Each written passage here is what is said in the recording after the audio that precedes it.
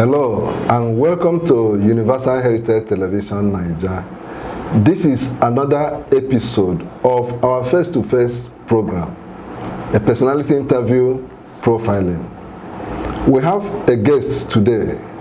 He is Chief Chuks Ajelu, JP, a Paul Harris Fellow, and a Knight of St. Columba. I hope I got it. Yes, you did. He is going to talk about his divine mandate movement and the PDP candidate that is coming up for the 2023 November election for Imo governorship. And he's going to tell us about the state of preparedness of his party and how strong they are going to get it. Chief Chuks, you are welcome to our program. Thank you for having me. My name is Afam Echi. Please remember to like our Facebook page and subscribe to our YouTube platform. Now, I will want you to introduce yourself beyond what I have done. Okay, my name is Chief Chuks Ajelu, JP. I'm a Paul Harris Fellow, a Knight of the Church. I'm a two-time Imo State PDP aspirant to the office of chairman in 2016 and 2020. And I'm currently the state coordinator for Atiku Okowa Volunteer Management Group in Imo State. Congratulations. Thank you for all the roles you have played. Thank you. We would like to know more about your roles in the People's Democratic Party. When did you join the party? I joined from inception. The party leaders at the time in 1998, we were younger then, and we have been part of PDP ever since.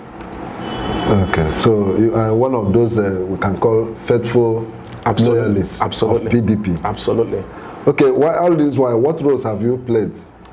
In different capacities, different functions assigned to me by the leadership of the party, both in the ward, in the AG, different committees, and played some role in the national level. So I discharged the tasks as assigned to me by the leadership of the party. Okay, I have to congratulate you once again. Your party had a very smooth selling, free primary election that's devoid of any rancor. And you had a sole candidate that ran. And it is for that purpose we are here to talk about his readiness to reclaim the governorship position, which your party lost some time ago. Yeah. Okay, now there are issues playing out surrounding his emergence. Some are controversial. I don't know how you'll be able to diffuse or refute some of these facts. Now, some people hold the view that your candidate is not serious, that he's rather being sponsored by the ruling APC government, Governor Hope Uzodinma.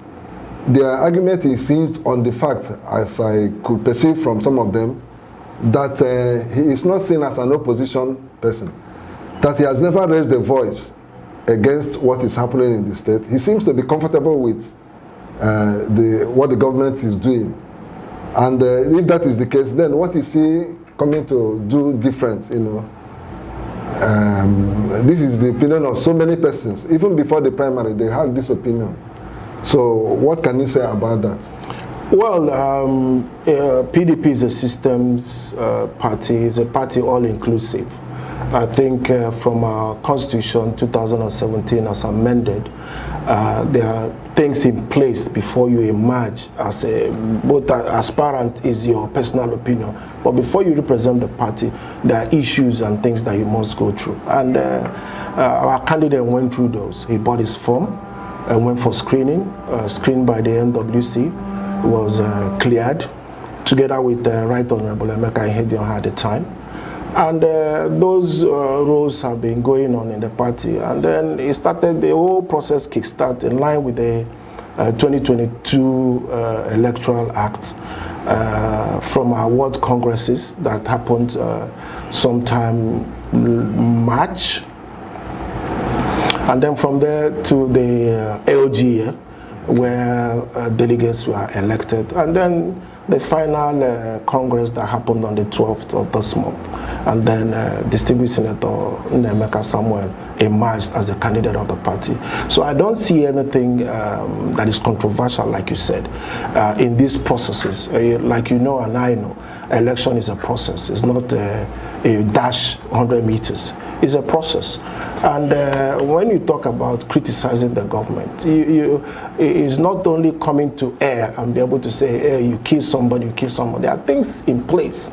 There are things put in place behind the scene that most of the people don't see. And saddled with the responsibility as the National Secretary of a great party as PDP.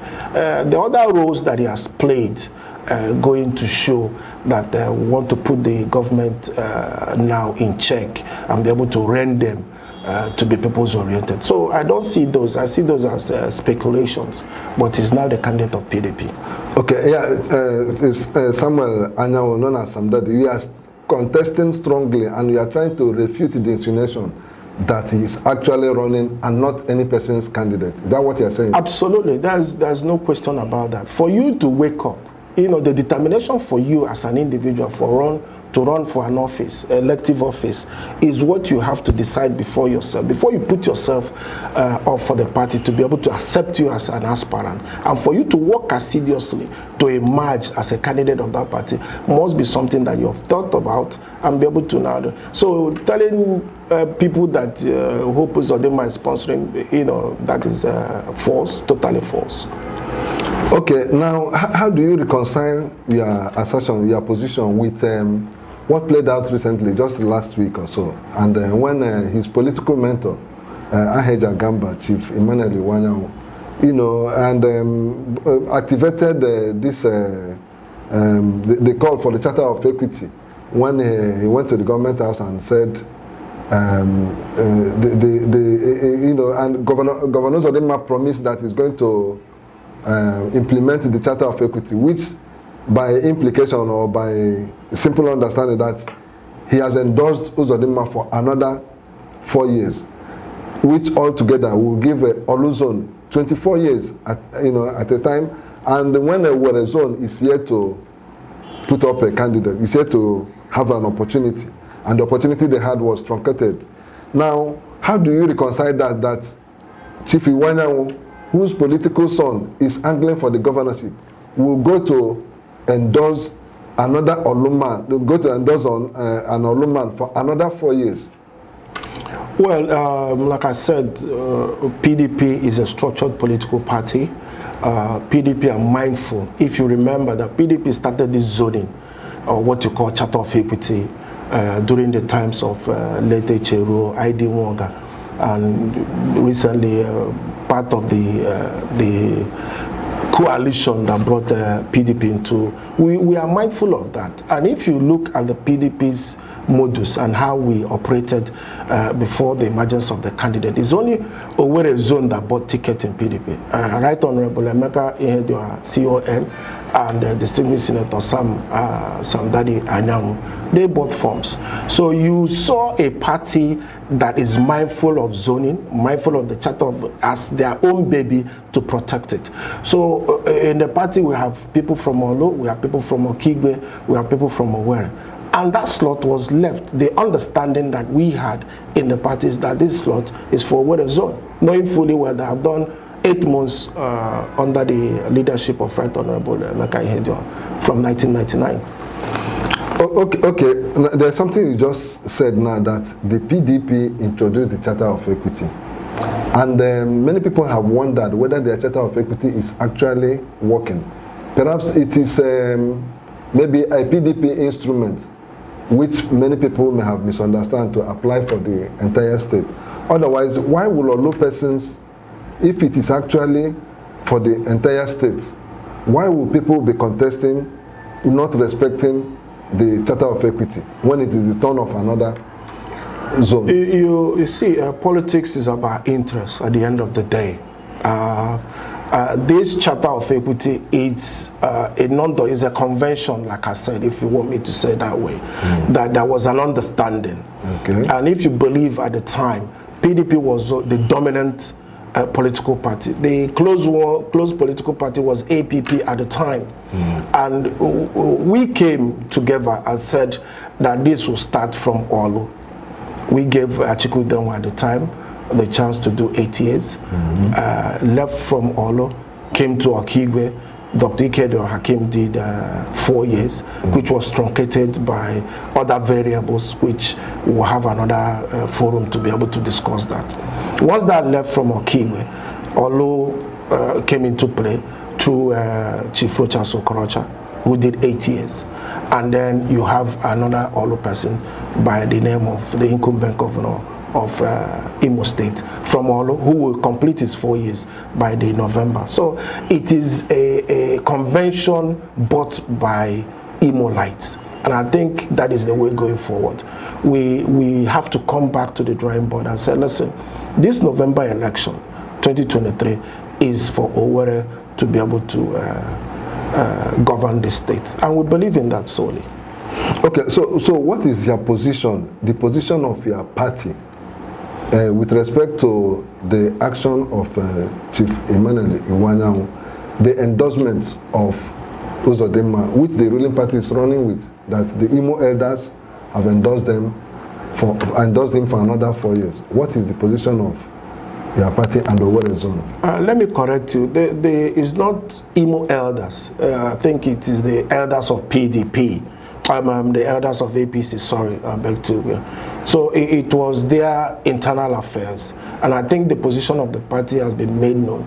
The publicity secretary, I think, has released a communique disassociating ourselves from that decision. And whatever it is a matter for the APC to deal with. So we in the PDP are going with a candidate that will produce to Ndimo, who will see the capacity in this individual and be able to come around and vote for him.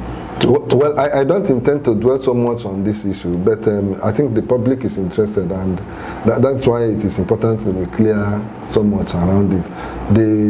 If you say it is the APC elders, I do know that such names like Ejogu was mentioned as part of the elders. It's a PDP person, is it not? And then Duri Homa is also a PDP, a one-time chairman of PDP in the state. And maybe some others I may not have remembered. So when you say it is an APC elders thing, are you implying that these people have realigned? No, if you follow what transpired, it was a meeting that was called, was truncated when that issue heated up. And some of the elders walked out from that meeting.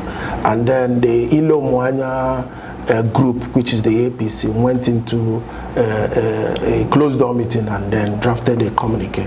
And to me, if we have to be fair, and if you look at the Constitution of the People's Democratic Party, section, I think chapter 1, section 3, sub 3 of our Constitution mentions what they call justice, unity, and progress.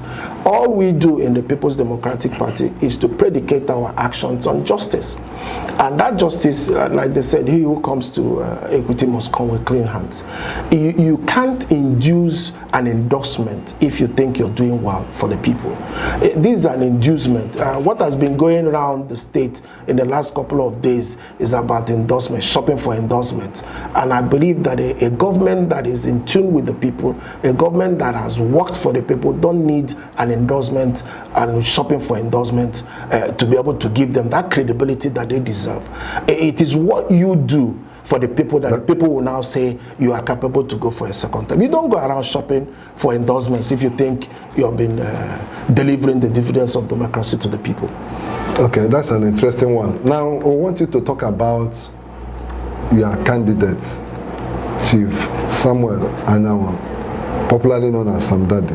Tell us about his preparedness, his capacity, for the challenges ahead. Because Imo people, if you feel the pulse of the citizens, are yearning for a change. Absolutely. Now, what is the difference that he's going to make? Now we have a candidate. I don't want to start campaigning because we are law abiding. I think the rules of the game says sometime in June. that the campaign will be lifted. We are very mindful of that. Absolutely. So we have a candidate, a product that we are going to unveil to Imolites. A candidate, to his own expression, said he's a homegrown politician. And if you check the trajectory of distinguished Senator Samuel Nnemeka, he is homegrown. Is a politician grown in Imo State, politician delivered in Imo State, politician that we sent to Abuja to represent, and he's doing a marvelous job. He started from local government administration, getting the acumen and the experience in the administration of local government, a two-time local government chairman of Ikedu. He rose from there to being a two-time House member representing the good people of Ikedu. So transmuting from administrative to legislative are the experiences that are bound with him. And after that sojourn, and he was part of the establishment that gave some sense of stability to the administrations that have governed this state over a period of time. And he was elected to represent the good people of Owerri Zone, the Red Chamber in Abuja. And this is the first time in the history, you might check the facts. It's the first timer who has gone to the Red Chamber and become the chairman of ethics and privilege, one of the high office that you get in the Red Chamber. It's not mean feat. It's the capacity and the ones that he can show that gave him that chairmanship of ethics and privilege. The watchdog of 109 members in the National Assembly.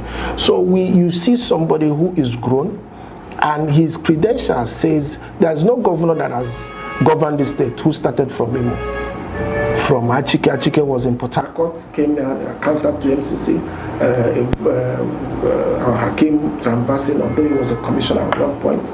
Rochas was from Jos, Abuja, came into here. This is the first time you're having a homegrown politician who is seeking for the top job to be able to deliver dividends to Imo. So I see a bright future. I see, like what he said, captioned his agenda as a breath of fresh air. So we are out to deliver him and be able to now sell this project to Imo. Now, let me ask, people are talking about the strength of PDP. Some are holding the view that the party is weakened. And what is the effort of your party following the withdrawal of Ihedioha? You know, the suspicion is very strong that the party is no longer the same. And the challenge of realigning his loyalists to follow your candidates. And before this period, there has been kind of challenging struggles between both candidates before Ihedioha finally yielded and pulled out. Now, Ihedioha is seen as a big force. That is the real opposition. That is in the perception of a lot of Imolites. Now that his presence is not that a big force, you know, not in the sense that it's not in the PDP again, it's still there, but the activities, you can be sure there will be a difference, you know. So how are you going to, you know, manage, how is your candidate managing this situation to be able to carry everybody along? I'm happy you retracted from your insinuation. Right Honorable, His Excellency, Right Honorable Emeka Ihedioha is still a full-fledged member of the People's Democratic Party. Yeah. And we owe him that gratitude for the services he has rendered and continue to render for the party. And make no mistake about it, he's with the PDP and is working seriously behind the scene to see that things are put in place. As I speak to you, the SEC meeting is still going on at the party secretariat. The State Executive Committee is going on. PDP has been a system party. We will go through the rules. We'll walk through the regulations and guidelines.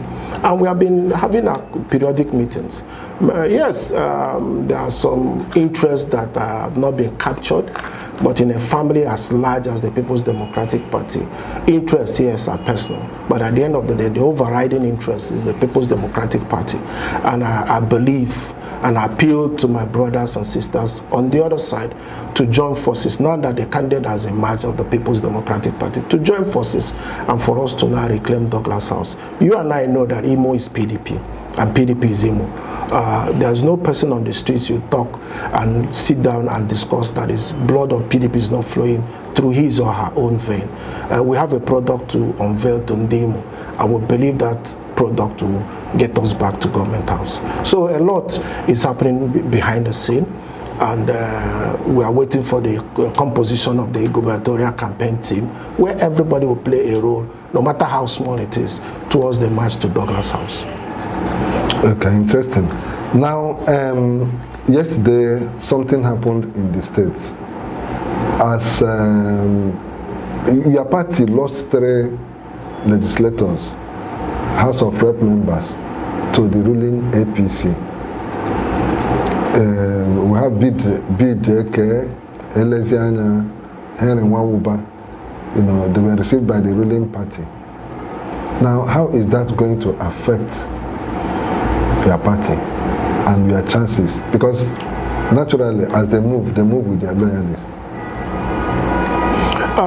Yes, I understand that we are received by the party. Henry Wawuba has left the party, went to ABGA. That is correct. Ran his election under ABGA, but he's a PDP. You can count him on the column of PDP. But you and I know that this game called politics is interest-based, a personality one.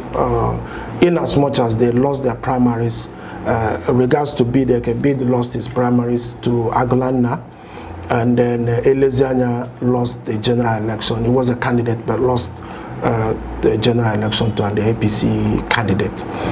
And yes, this is a call for us to roll our sleeves in the PDP. Somebody leaving your team is like a player who gets injured in a team or who leaves the team.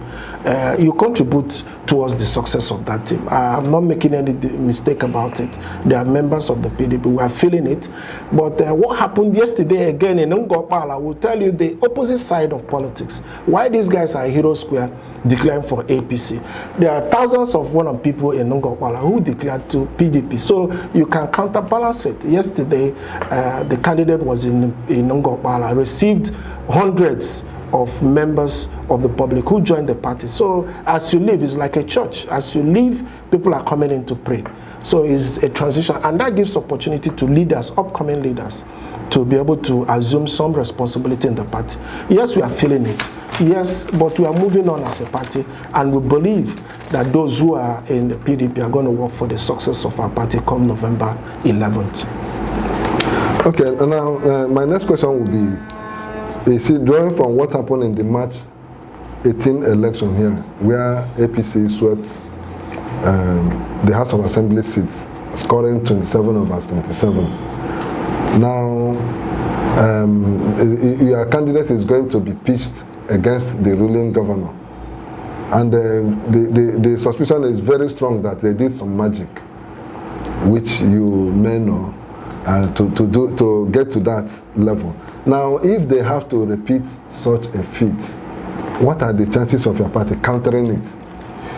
Well, countering it, that is in the corridors of strategy. But we all know, as Imolites, that it was a hijack. It wasn't an election. It was a hijack.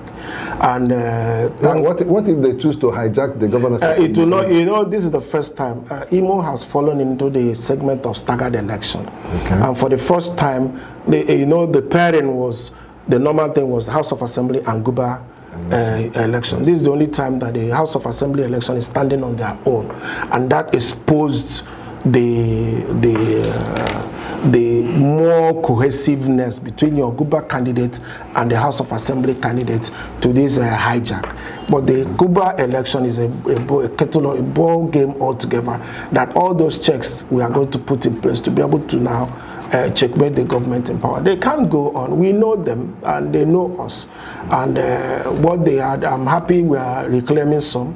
In the petitions now, we are going to, issue is back in the column of PDP, and we have strong matters coming up in the petition tribunals. And by the end of the day, we're going to reclaim some. But make no mistake about it. We understand the game. We understand what is up against us. So we are not going to sleep in our hours to be able to challenge them at each point. All the games they are going to play, we know them. We're going to we're going to challenge them.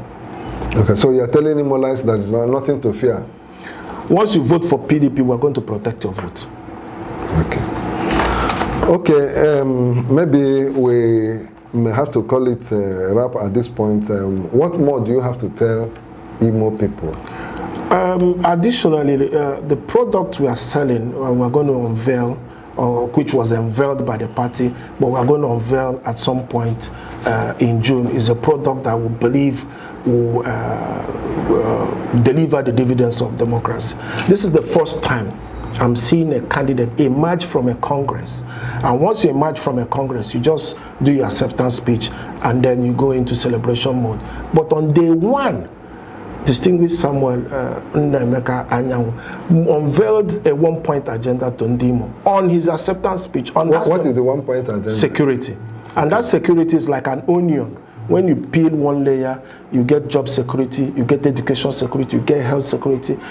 First and foremost, the underlining function of a government is to secure its people, its citizens and their properties. That is number one security that is going to, you have the job security, you have the judicial, and in the judicial service you see some judges who are in some dilapidated high courts, and then you know that the people will not get preferred judgment. But we're going to provide, his administration is going to provide adequate accommodation for the judges and reforms that the judicial system needs. And one important thing that I read in that document, which he said is not exhaustive, is the enactment of law either by executive, because he has that experience in the legislative, of the people with disability, making all public building in this town accessible to those who are with disability. I think that it has to be commended. And I believe Ndimo, when they see this document and see him going around 305 wards, and be able to unveil the one-point agenda for Ndimo, that this product is one that everybody must embrace. Okay, thank you so much. Thank you for coming to our program. Thank you for having me. Viewers, we have had it all. A PDP chieftain, Chief Chuks Ajelo, have been speaking to us about his his party's divine mandate movement. And he has said it so much so that there is no need for you to start shopping for endorsement if you have done well, that your work should speak for you. And he's asking Imolites to stay calm, that the goodies are coming because they have somebody who will deliver the goods. Here we wrap it up, and we remind you again to subscribe to our YouTube channel and like our Facebook page. My name again is Afam Echi. Thank you for watching.